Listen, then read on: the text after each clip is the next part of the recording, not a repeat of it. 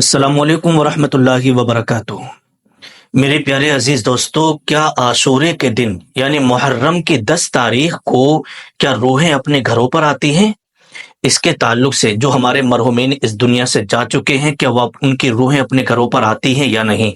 तो इसी के ताल्लुक से कुछ खास और अहम बातें मैं आपको इस वीडियो के अंदर बताने के लिए जा रहा हूँ। और हम जो ईसाले सवाब करते हैं उन्हें पहुंचता है या नहीं पहुंचता है, हमारे मरहुमीन को वो सवाब मिलता है या नहीं मिलता है। आइएगा, सारी चीजें हवाले के साथ मैं आपकी खिदमत में रखने के लिए जा रहा हूँ। आप बड़े ध्यान और बड़ी तवज्जो से समाअत करें। देखिएगा, इमाम अहले सुन्नत आला हजरत फतावा रज़विया के अंदर इसी के ताल्लुक से लिखते हैं कि हजरत इब्ने अब्बास रजी अल्लाह ताला अन्हुमा से मरवी है कि रसूलुल्लाह सल्लल्लाहु ताला अलैहि वसल्लम ने इरशाद फरमाया कि रूहें, मोमिनीन की रूहें उनके घरों पर आती हैं। मरहुमीन की जो रूहें हैं वो घरों पर आती हैं। कब आती हैं? ईद और बकर ईद वाले दिन, जुमा और शब जुमा में, और ये शब बारात वाली रात में, और आशूरा के दिन, है ना। आशूरा के दिन रूहें घर पर आती हैं, ईद और बकर ईद वाले दिन घर पे आती हैं, और जुमा और शब जुमा को भी रूहें अपने घरों पर आती हैं। अल्लाह के नबी सल्लल्लाहु ताला अलैहि वसल्लम ने इरशाद फरमाया कि रूहें घरों पर आती हैं और आने के बाद दरवाजों पर खड़ी हो जाती हैं, और खड़ी होने के बाद पुकार करके कहती है, ए मेरे घर वालों, ए मेरे अजीजों, ए मेरे कराबतदारों, ए मेरे खानदान वालों, मेरे लिए ईसाले सवाब करो, हमारे लिए ईसाले सवाब करो। ये पुकार करके वो कहती रहती हैं। अगर उस घर में ईसाले सवाब कर दिया जाता है, फातह खानी का एहतमाम उस घर में कर दिया जाता है, तो रूहें खुशी के साथ अपने मकाम पर वापस लौट जाती हैं, वापस लौट जाती हैं। तो मेरे प्यारे अजीज दोस्तों, इस दुनिया के अंदर ना जाने कितने लोग ऐसे होंगे, किसी के दादा का, किसी की दादी का, किसी के नाना का, किसी के नानी का, किसी के खाला का, किसी के खालों का इंतकाल हो चुका होगा।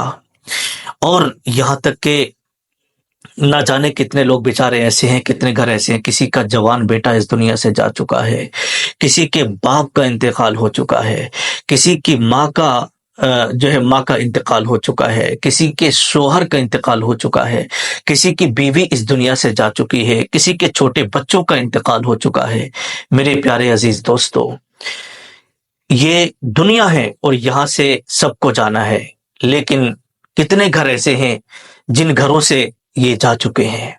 अगर आपके घर में भी किसी का इंतकाल हो चुका है, आपका अजीज या रिश्तेदार या घर में से कोई जा चुका है, तो आप ईसाले सवाब जरूर करें, क्योंकि वो रूहें घरों पर जरूर आती हैं। तो आप ईसाले सवाब जरूर करिएगा। अब आइएगा, शरह सुदूर के अंदर लिखा है, हजरत हम्माद मक्की रहमतुल्लाहि ताला अलैह बयान फरमाते हैं कि मैं एक रोज मक्का शरीफ के अंदर था, तो मक्का शरीफ में कब्रिस्तान में बैठा हुआ था और अचानक मेरी आंख लग गई, मेरे ऊपर नींद का गलबा तारी हो गया। मक्के के कब्रिस्तान के अंदर आप बैठे हुए, नींद का गलबा तारी हो गया और आपको नींद आ गई। तो आप क्या देखते हैं कि जितने भी कब्रिस्तान के मुर्दे हैं, सारे के सारे आपस में एक दूसरे से मिल रहे हैं, मुलाकात कर रहे हैं और आपस में कुछ बांट रहे हैं, आपस में कुछ बांट रहे हैं। जब आप ये देख रहे हैं, आप देखकर के हैरत में पड़ गए, सारे के सारे मुर्दे सफेद लिबास में हैं और आपस में खुशियां मना रहे हैं और एक दूसरे से कुछ बांट रहे हैं, खुशी का इजहार कर रहे हैं। तो मैंने पूछा, क्या कयामत कायम हो गई है?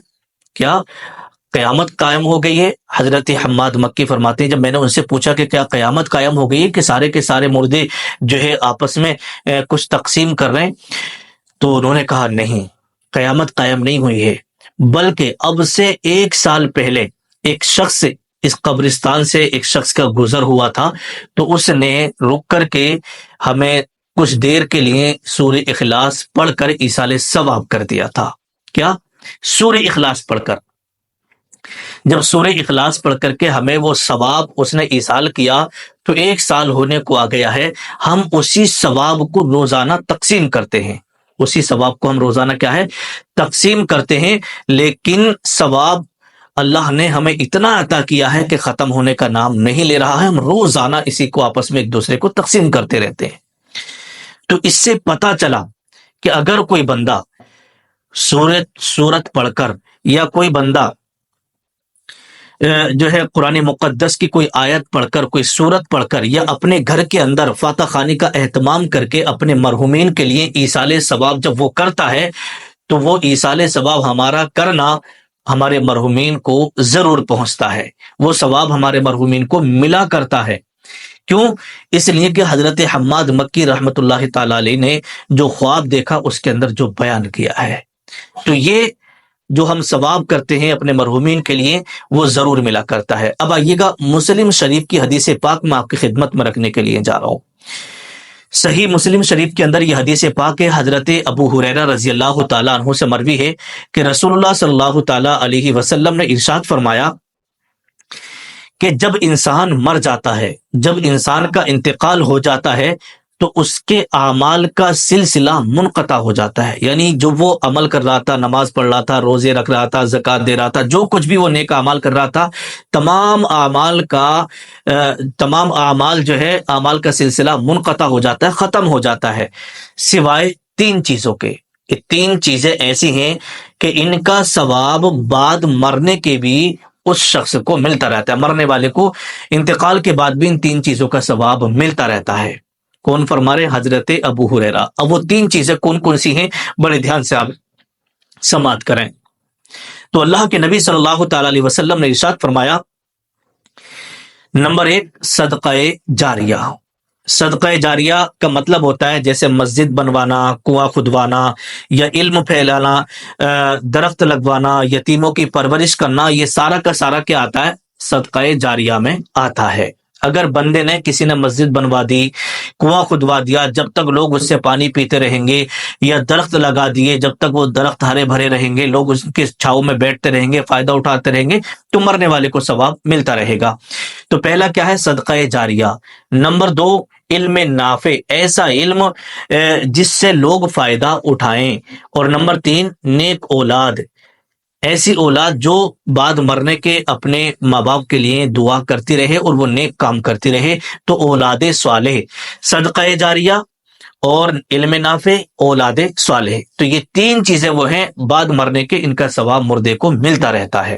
باقی ساری چیزوں کا سلسلہ، سارے اعمال کا سلسلہ جو ہے منقطع کر دیا جاتا ہے۔